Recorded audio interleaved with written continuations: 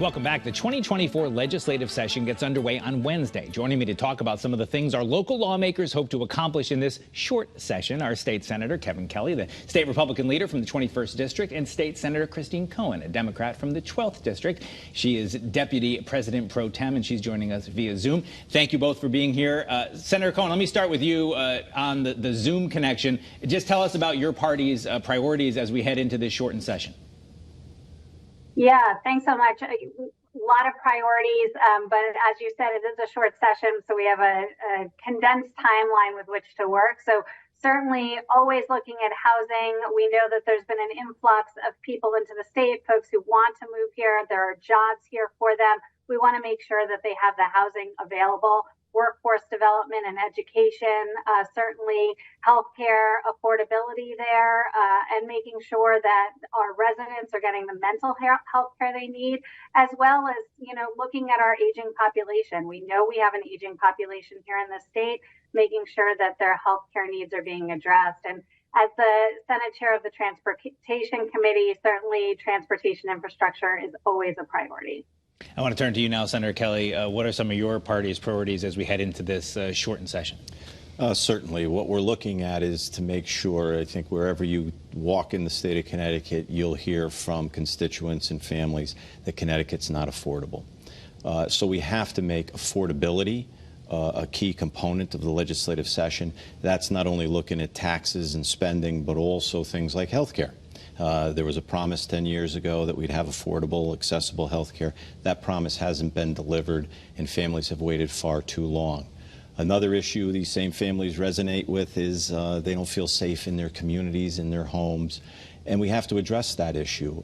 We need to make our streets safer.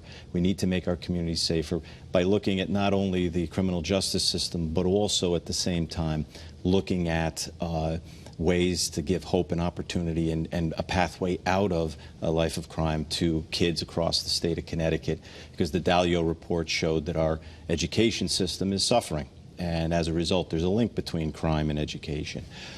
So we want to make sure that that's on track, and then also just making sure our government's accountable and transparent, and that when a taxpayer makes a sacrifice, that sacrifice is honored, it goes to where it's supposed to go, and that we make sure that our government is responsive to the people.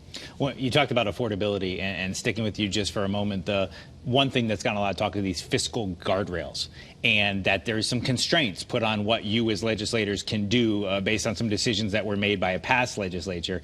Is that something that you think is working, needs to be tweaked? That's a big topic. Well, I think it absolutely works. I mean, it was something that the Republicans insisted on when we were tied in the Senate in 2017 and 18. And as a result, we've had, I think it's 4 straight budget surpluses. So we've been in the black since they have really started to take root. We have a rainy day fund at a historic and statutory maximum.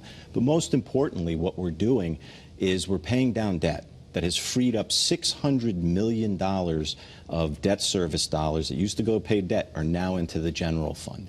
And really what this does is it makes sure that we keep our commitment to the taxpayers, making sure that we have the spending and bonding caps, revenue caps. But also when you look to start to break these caps, what we're really saying as a government is looking at a balance, is saying that we'd rather spend money today, put more money on the credit card for our kids to pay. And I don't think as a parent that's not what we would do in our household, and certainly as an extension of the household, the government ought not be engaging in the same thing. The guardrails work, and they work well, and I think the budget surpluses and the rainy day fund are testament to that. Senator Cohen, let me ask you about that, because I know the Speaker of the House said that he was concerned if they became a straitjacket that could keep good priorities from being met. Do you have concerns about where they are now? Does your party? Well, I will say, I'll speak for myself, that I'm certainly in favor of the fiscal guardrails that were put in place.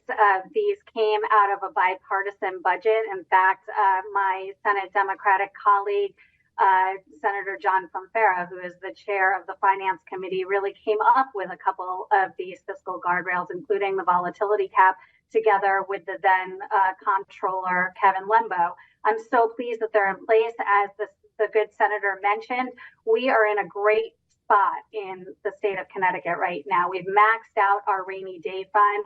We're in a place where should we need to take action, we're able to take action. Should there be a fiscal crisis, a fiscal emergency, we've been able to pay down billions of dollars of long-term debt.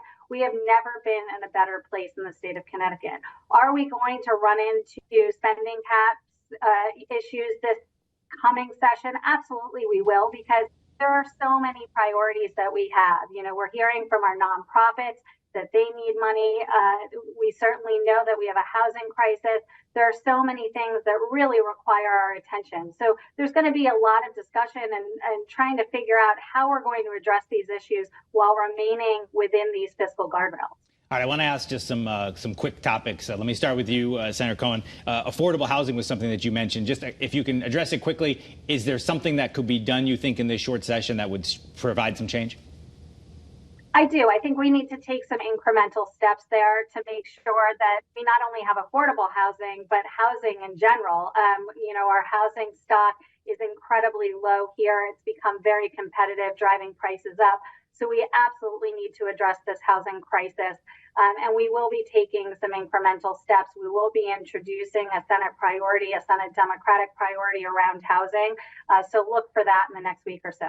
Senator Kelly, a quick one to you. We had so much talk about electric vehicles and Republicans getting quite worked up about some of the proposals that were out there. The Republicans have their own plan for clean air.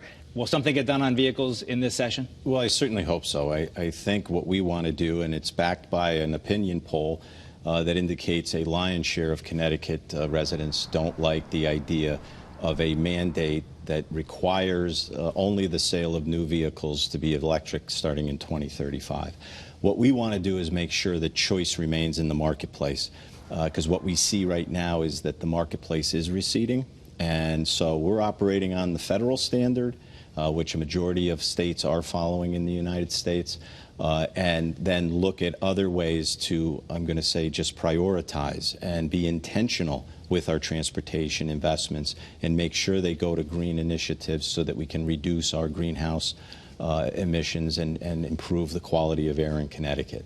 We only have about 30 seconds left. Senator Cohen, I want to go to you quickly. One of the reasons we have a short session is because legislators run for re-election. Is there a concern that this job is wearing people down and there will be fewer people running for re-election? Are you worried about who will be out there in November?